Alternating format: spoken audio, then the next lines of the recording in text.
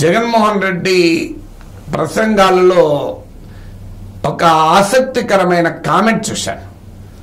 ఎన్నికలు సవ్యంగా జరుగుతాయన్న నమ్మకం కూడా సడలుతోంది అని మాట్లాడాడు. వాస్తవంగా ఈ రకంగా మాట్లాడడము ఎప్పుడు కూడా ఒక నాయకుని బలాన్ని తెలియజేయదు.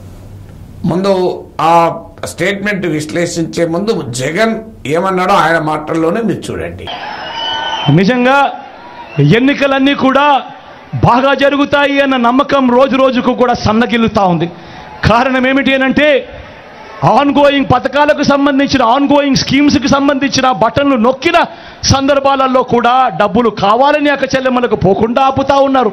ఇష్టానుసారంగా అధికారులందరినీ కూడా మార్చేస్తా ఉన్నారు. ఎందుకంటున్నానంటే ఎప్పుడు కూడా ఒక leader position of strength, position of confidence ను మాత్రమే డెమాన్స్ట్రేట్ చేయాలి. ఎన్నికలు సవ్యంగా జరగవేమో అనే స్టేట్మెంట్ ఆటోమేటిక్ గా ప్రత్యర్థులకు ఒక ఆయుధం.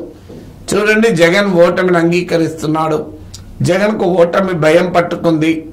ఓడిపోతున్నాడు గనక అనేక కారణాలు వెతుకుతున్నాడు. అందులో ఇదొక కారణము. ఎన్నికల ప్రక్రియ సరిగా జరుగుతుందా లేదా అని. అఫ్కోర్స్ వైఎస్ఆర్ కాంగ్రెస్ వాదన ఉండొచ్చు. డీజీపీని మార్చారు, సిఎస్ కూడా మారుస్తానంటున్నారు.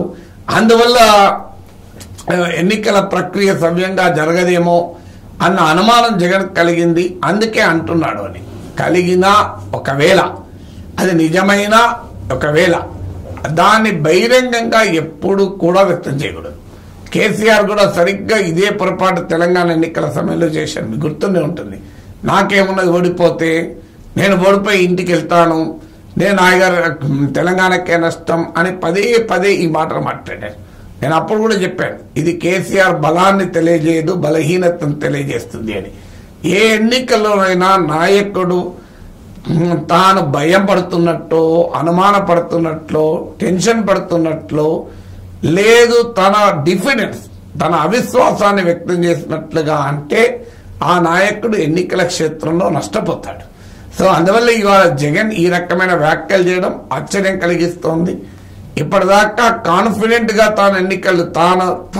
తాను చేసిన పని బాగుందని ప్రజలు భావిస్తేనే ఓట్లేయండి అని చాలా ప్రొయాక్టివ్ క్యాంపెయిన్ చేశాడు. వాస్తవంగా నెగిటివ్ క్యాంపెయిన్ ప్రత్యర్థులు చేస్తున్నారు. మీరు ఇప్పుడు అదే కూటమి చూస్తే జగన్మోహన్ రెడ్డి రాష్ట్రాన్ని విధ్వంసం చేశాడు.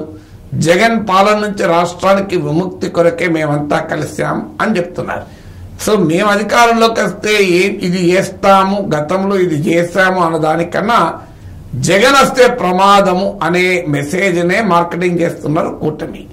సో దానికి భిన్నంగా జగన్మోహన్ రెడ్డి పాజిటివ్ క్యాంపెయిన్ చేశాడు. నా వల్ల లాభం జరిగి ఉంటే మీకు నాకు ఓటేయండి అని. కానీ ఇప్పుడు ఎన్నికల ప్రక్రియ పైనే అనుమానాలు వ్యక్తం చేయడం ఇట్ డజంట్ ఆగర్ వెల్. అంటే ఆయనకు అది లాభం చేకూరుతుందని అనుకోను.